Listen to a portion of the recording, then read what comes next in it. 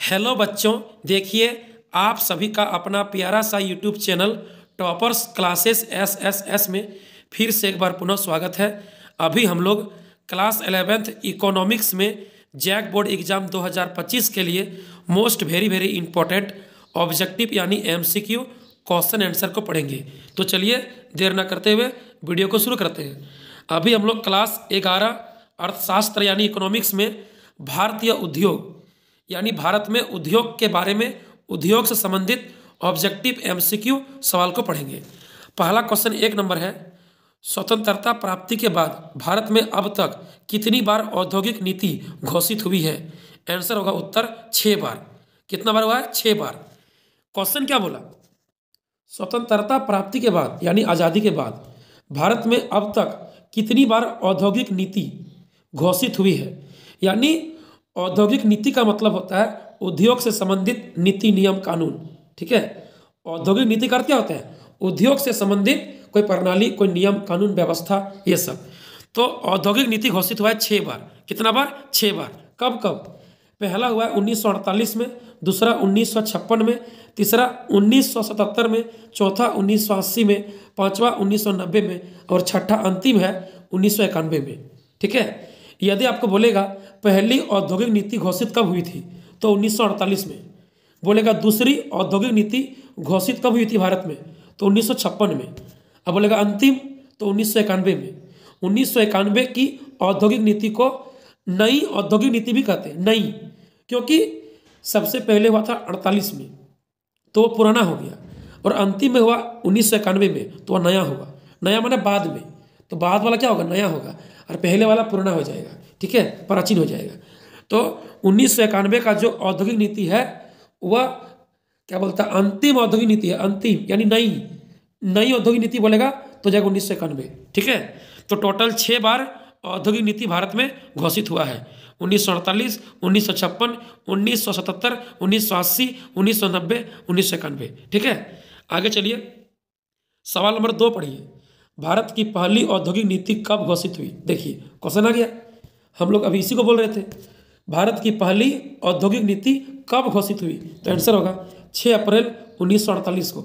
यह सवाल खूब पूछता है, या तो पहली पूछेगा या दूसरी पूछेगा या नई पूछेगा। नई माने अंतिम वाला, 1991 वाला। ठीक है, तो पहली औद्योगिक नीति भारत में घोषित हुआ था 6 अप्रैल 1948 को। आगे चलिए सवाल नंबर 3 पढ़िए। 3, भारत की दूसरी औद्योगिक नीति कब घोषित हुई? तो आंसर होगा 20 अप्रैल 1956 को। पहला 1948 को, दूसरा 1956 को। आगे चलिए सवाल नंबर पढ़िए 4, देश में नई औद्योगिक नीति किस वर्ष लागू हुई? नई मने हो गया अंतिम वाला, यानी 24 जुलाई 1991 को। याद रखिएगा, देश में नई औद्योगिक नीति 24 जुलाई 1991 को लागू हुआ था, घोषित हुआ था। आगे पढ़िए सवाल नंबर 5 पढ़िए। साल 1956 की औद्योगिक नीति में उद्योगों को कितने श्रेणियों में बांटा गया था? क्या बोला? 1956 में जो दूसरी औद्योगिक नीति घोषित हुआ था उसमें उद्योगों को कितने भागों में, कितने श्रेणियों में बांटा गया था? तो आंसर होगा, उत्तर होगा 3 श्रेणियों में। कितने भाग में? 3 भागों में, 3 श्रेणियों में। क्या किया? अनुसूचित ए, अनुसूची बी, अनुसूची सी। ठीक है, 3 भाग में होगा। ठीक है, अनुसूची ए, अनुसूची बी, अनुसूची सी। आगे पढ़िए, देखिए अनुसूची ए में क्या है? इस श्रेणी में वे उद्योग शामिल थे जो पूरी तरह से राज्य के स्वामित्व में थे, मतलब राज्य सरकार के हाथ में था।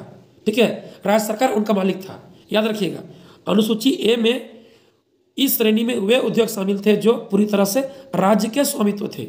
आगे पढ़िए अनुसूची बी, इस श्रेणी में वे उद्योग शामिल थे जो निजी और सार्वजनिक दोनों क्षेत्रों के लिए खुले थे, मतलब प्राइवेट और गवर्नमेंट दोनों, प्राइवेट और पब्लिक दोनों।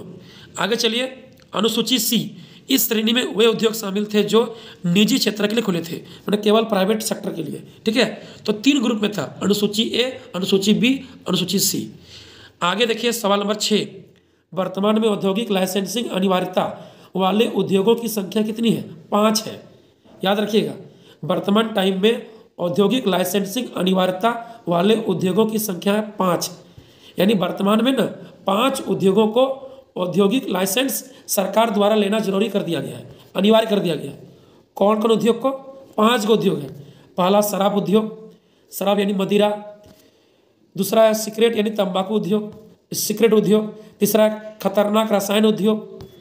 चौथा है रक्षा उपकरण उद्योग। और पांचवा है औद्योगिक विस्फोटक उद्योग। ये 5 उद्योग है, शराब उद्योग, सिगरेट तंबाकू उद्योग, खतरनाक रसायन यानी केमिकल वाला उद्योग, रक्षा उपकरण उद्योग सुरक्षा का सामान जो बनाता है, बम बारूद पिस्तौल ये सब, औद्योगिक विस्फोटक उद्योग में जो विस्फोटक यूज करते हैं वो सब। ये सब 5 उद्योगों को सरकार द्वारा लाइसेंस लेना अनिवार्य है। आगे चलिए सवाल नंबर 7 पढ़िए 7। वर्तमान में सरकार द्वारा सार्वजनिक क्षेत्र में कितने उद्योगों को सुरक्षित रखा गया है? इसका मतलब अभी कितना उद्योग सरकार के अंडर में सुरक्षित है, सरकार उसका मालिक है, तो 3 होगा। 3 कौन कौन सा? एक होगा रेलवे उद्योग, रेलवे विभाग, दूसरा होगा परमाणु ऊर्जा और तीसरा होगा रक्षा उपकरण। याद रखिएगा, वर्तमान यानी आधुनिक समय में, वर्तमान टाइम में सरकार द्वारा सार्वजनिक क्षेत्र में कितने उद्योगों को सुरक्षित रखा है। इसका मतलब ऐसा कौन सा उद्योग है जो सरकार चलाता है, सरकार के अंदर है, तो 3 गो है। रेलवे विभाग, भारतीय रेलवे, दूसरा परमाणु ऊर्जा, तीसरा रक्षा उपकरण सुरक्षा का सामान। ठीक है, आगे चलिए सवाल नंबर 8 पढ़िए। लघु उद्योग प्रायः कहाँ स्थापित होते हैं? देखिए, लघु मैंने छोटे उद्योग प्रायः स्थापित होते हैं ग्रामीण क्षेत्र में। ठीक है, यानी जो पिछड़ा क्षेत्र है वहाँ पर रोजगार देने के लिए, रोजगार को बढ़ावा देने के लिए, ग्रामीण क्षेत्र को रोजगार से जोड़ने के लिए लघु उद्योग, छोटे उद्योग ग्रामीण क्षेत्रों में स्थापित किए जाते हैं।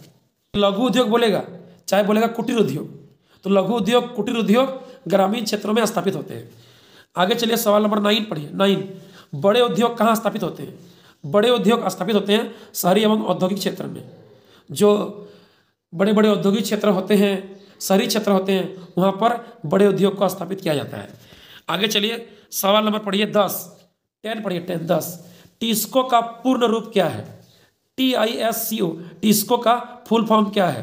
आंसर होगा Tata iron and steel company.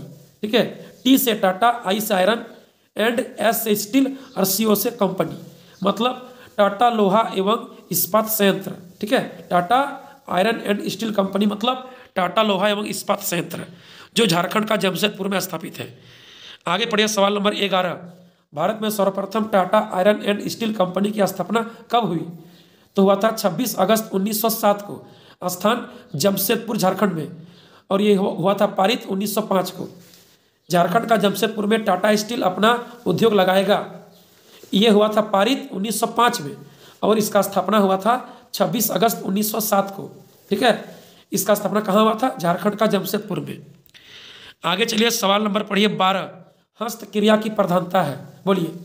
अधिकतर हाथ द्वारा काम कहाँ होता है? ग्रामीण क्षेत्र में, मतलब कुटीर उद्योग में, लघु उद्योग में। ठीक है, याद रखिएगा, ग्रामीण क्षेत्र में उद्योगों में अधिकतर मशीन का प्रयोग नहीं होता है, अधिकतर मजदूरों के द्वारा, हाथ द्वारा काम होता है, मशीन द्वारा नहीं। उसको बोलेंगे लघु कुटीर उद्योग में, ग्रामीण क्षेत्रों में हस्तक्रिया की प्रधानता है। ठीक है, मतलब हस्तशिल्प, हाथ द्वारा बुनाई, कढ़ाई, सिलाई, ये सब, फर्नीचर, ये सब। आगे चलिए पढ़िए सवाल नंबर 13। भारत का कल्याण उसके लघु एवं कुटीर उद्योग में निहित है, यह विचार किसका था? महात्मा गांधी का था। देखिए, भारत में अधिकतर लोग ग्रामीण क्षेत्र में निवास करते हैं, तो ग्रामीण क्षेत्र के लोगों को रोजगार देने के लिए, रोजगार से जोड़ने के लिए हमको लघु एवं कुटीर उद्योग ग्रामीण क्षेत्र में लगाना होगा, जिसमें हाथ द्वारा काम होता है। अधिकतर बड़े बड़े मशीन का प्रयोग नहीं होता है, मशीन द्वारा अधिकतर काम नहीं होता है, हाथ द्वारा काम होता है, लेबर द्वारा काम होता है। ठीक है, तो भारत का कल्याण उसके लघु एवं कुटीर उद्योगों में निहित है, यह विचार था महात्मा गांधी का, ताकि इससे ग्रामीण क्षेत्र को रोजगार अधिक मिल सके। आगे चलिए पढ़िए सवाल नंबर 14 steel authority of India SAIL SAIL की स्थापना कब हुई? देखिए, SAIL का फुल फॉर्म क्या होगा? Steel authority of India limited. ठीक है, ऑफ इंडिया लिमिटेड, एल से जगह लिमिटेड की स्थापना हुआ था 24 जनवरी 1973 को। याद रखिएगा, 24 जनवरी 1973 को, जब टाटा स्टील का लोहा इस्पात स्टील पूरे देश में, पूरे विश्व में फैलने लगा, व्यापार बढ़ गया, लगभग 26 देशों में। वर्तमान में टाटा स्टील 26 देशों में कार्य कर रहा है, 26 देश में अपना कंपनी खोला है, लगाया है। तो इसके लिए क्या किया गया? 24 जनवरी 1973 को भारत सरकार द्वारा steel authority of India limited का स्थापना किया गया। ठीक है, आगे चलिए, आगे पढ़िए सवाल नंबर 15। कौन सा उद्योग लघु एवं कुटीर उद्योगों के अंतर्गत आता है? क्या बोला? कौन सा उद्योग लघु एवं कुटीर उद्योगों के अंतर्गत आता है? जो ग्रामीण क्षेत्र में होते हैं, जहाँ पर हाथ द्वारा, लेबर द्वारा अधिक काम होता है, हस्तशिल्प बोलेंगे, हस्तकरघा बोलेंगे, तो आंसर होगा हस्तकरघा यानी हस्तशिल्प, जहाँ पर हाथ द्वारा, लेबर द्वारा अधिक काम होता है। पापड़ बनाना, साबुन बनाना, फर्नीचर बनाना, मसाला निर्माण, आभूषण बनाना, ये सब जो ग्रामीण क्षेत्र में होते हैं लघु एवं कुटीर उद्योग। आगे पढ़िए सवाल नंबर 16, महारत्न एवं नवरत्न कंपनियां क्या है।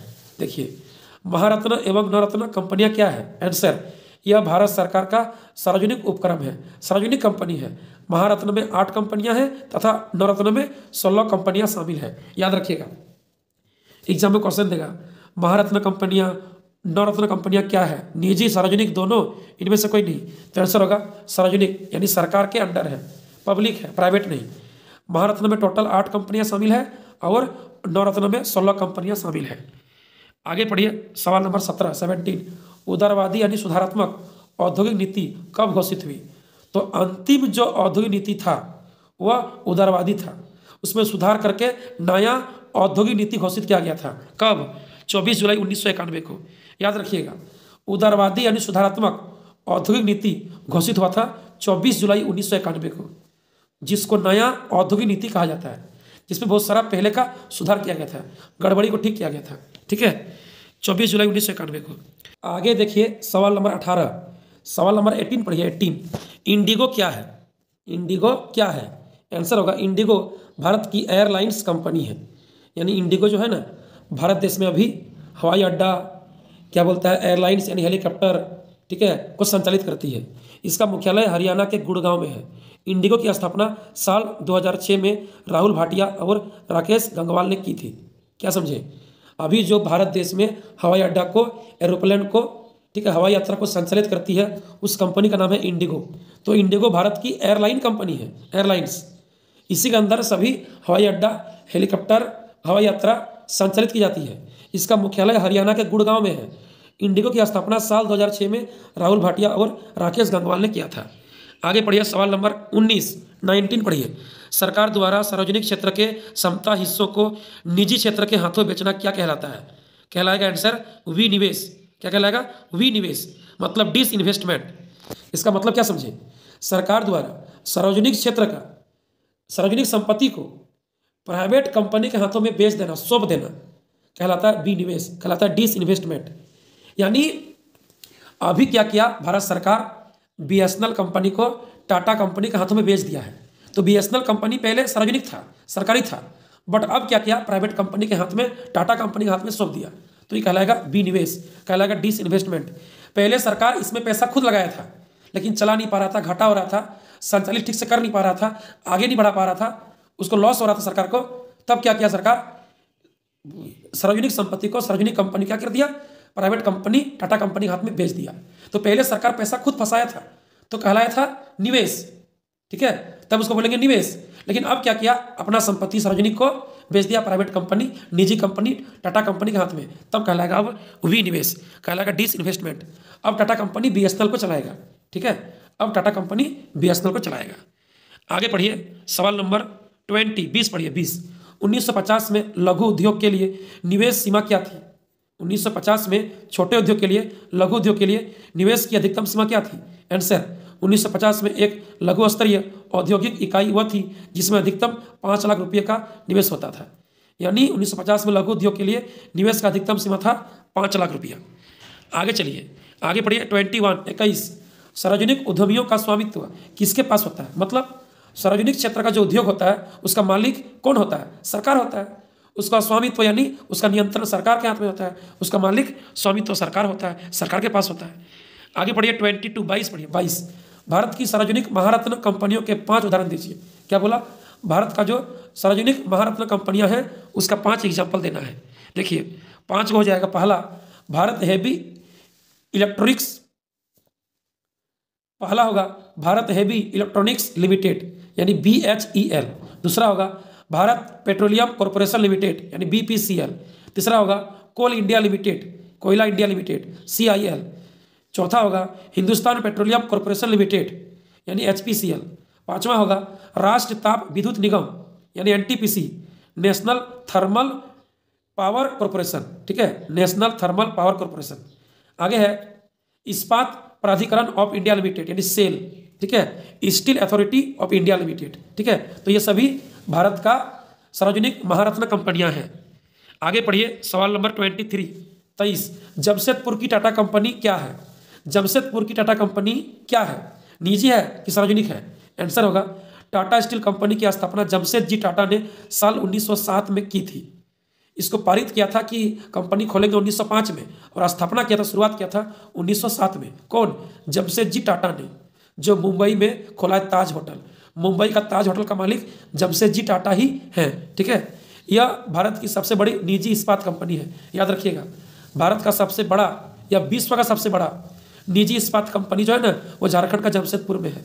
हाँ, सबसे पहले पूरा विश्व, पूरा भारत में झारखंड का जमशेदपुर में ही जमशेद जी टाटा ने टाटा स्टील कंपनी की स्थापना किया था 1907 में, जो भारत का सबसे बड़ा प्राइवेट स्टील कंपनी, इस्पात कंपनी है। स्टील को हिंदी में इस्पात कहते हैं। आगे पढ़िए 24, पढ़िए 24।